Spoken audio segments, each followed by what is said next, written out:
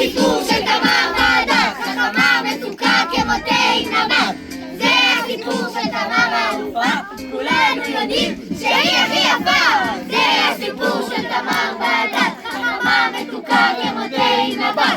זה הסיפור של תמר האלופה, כולנו יודעים שהיא הכי יפה. שלום לכולם, נעים להכיר. התכנסנו היום לסיפור בשיר. על הכל התחיל לפני 12 שנים, בפתח תקווה היא נולדה לזוכרים. יעל ועידן הזוכים המאושרים, יצא לעולם אחרי לא מעט צירים, וכבר מהרגע ראשון אפשר לראות, הילדה המיוחדת לשמוע את תמר.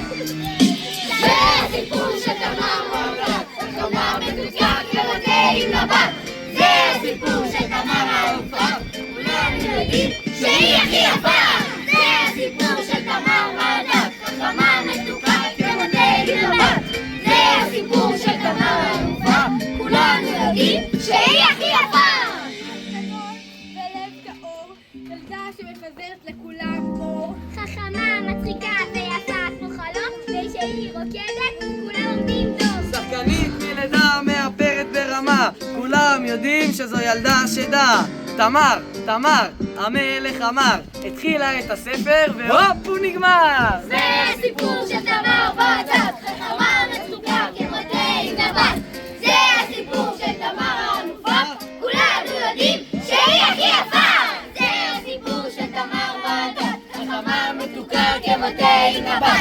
זה הסיפור של תמר האלופה, כולנו יודעים שהיא הכי יפה.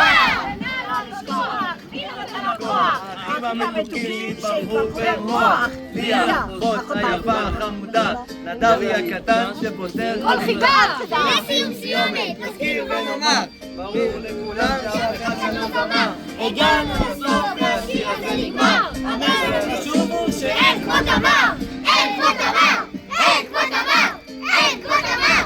אין כמו תמר! אין כמו תמר! אין כמו תמר! אין כמו תמר! אין כמו תמר!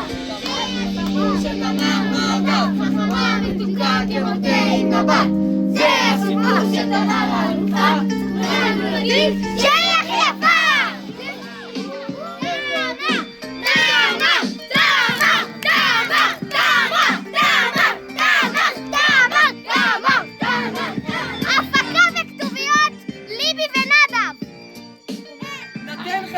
השיר בחסות עמית ועדה.